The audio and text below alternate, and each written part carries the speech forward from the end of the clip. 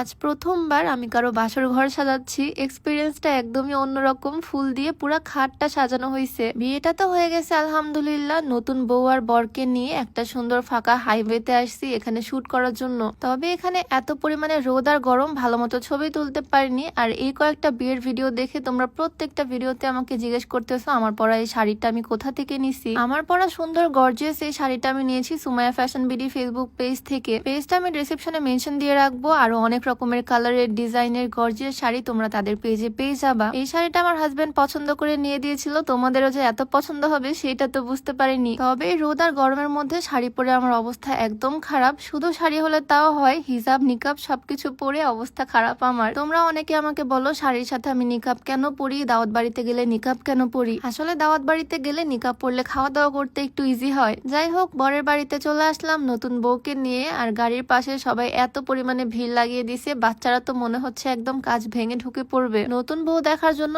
সবাই একদম বাড়ির সামনে এসে দাঁড়িয়ে আছে। মিষ্টি খাইয়ে বর বউকে গাড়ি থেকে নামিয়ে নিল আর এখন বাড়িতে নিয়ে যাওয়া হবে। এখন তো একটু পরপর নতুন বউ দেখতে আসবে মানুষজন। বউকে এখন স্টেজে নিয়ে যাওয়া হবে ছাদে, আর আমি যাব বাসর ঘরের কাজ কত দূর সেইটা দেখতে। নতুন বউ চলে আসলো বাবার বাড়ি থেকে শ্বশুর বাড়িতে, আর এখন এখানেই থাকতে হবে। বিয়েটা যেহেতু প্রেমের বিয়ে, তাই আমাদের নতুন বউ আর বর দুজনেই অনেক খুশি। যাক আলহামদুলিল্লাহ সবকিছুর জন্য। নতুন বর বউ গেল স্টেজে, আর এদিকে আমি চলে আসলাম বর বউয়ের রুমে। ঘরটা এখন সুন্দর করে ফুল দিয়ে সাজানো হবে, একদম কাঁচা ফুল। আমি তো ভাবছিলাম এসে দেখবো কাজ অলরেডি হয়ে গেছে, তবে এখানে প্রফেশনাল কেউ করতেছে না, মানে বাড়ির মানুষরাই সাজাচ্ছে। বরের মামি, বরের খালা, বরের বোন সবাই মিলে সাজাচ্ছে। তবে দেখে বোঝার উপায় নাই এটা যে বাড়ির মানুষ করতেছে। এত সুন্দর হচ্ছে ডেকোরেশন, জাস্ট তোমরাই দেখো। এতক্ষণে অর্ধেকের মতো হয়ে গেছে, আর এখন বাকি কাজ বাকি। আমিও লেগে পড়লাম কাজে, একটু হেল্প করব। এর আগে আমি কখনো কারো বাসর ঘর সাজাইনি, এরকম এক্সপিরিয়েন্স আমার এই ফার্স্ট টাইম। যদিও সব কাজ বাকিরাই করছে, আমি জাস্ট একটু হেল্প করলাম। এই ফুলগুলার নাম সম্ভবত বেলি ফুলের কলি। এগুলো দিয়ে পুরো ঘরটা সাজানো হয়েছে একদম মশারির মতো করে। সাথে এখানে কিছু গাঁদা ফুল আছে, গাঁদা ফুলের পাপড়ি ছিঁড়ে বিছানার উপরে লাভ শেপ বানিয়ে দেওয়া হবে। আর আছে কিছু লাল গোলাপ আর সাদা সাদা রজনীগন্ধা। সবকিছু দিয়ে আজকের বাসর ঘরটা সাজিয়ে ফেলা হবে। আমার বিয়েটা তো খুব সিম্পলি হয়েছিল, আমার বিয়েতে আবার এগুলো কিছুই হয়নি। মানে এত ডেকোরেশন হয়নি, বিয়ে বাড়ির গেট, বিয়ে বাড়ির ডেকোরেশনও হয়নি, আবার এরকম বাসর ঘর ডেকোরেশনও হয়নি। তবে ভাইয়ার বিয়েতে করতে পেরে খুবই ভালো লাগতেছে। এই হচ্ছে ডেকোরেশনের পর বাসর ঘরের ফাইনাল লুক। খুবই সুন্দর হয়েছে, আমার কাছে তো খুব ভালো লাগতেছে। তোমাদের কাছে কেমন লাগলো জানিও অবশ্যই। এদিকে প্রায় মাঝরাত হয়ে আসতেছে, বাড়ি ফিরতে হবে আমার। তাই আমি আর বেশি দেরি করলাম না, সেই সকাল থেকে এই শাড়ি পরে ঘুরে বেড়াচ্ছি। আর এত রাতে এখন বাড়িতে ব্যাক করব।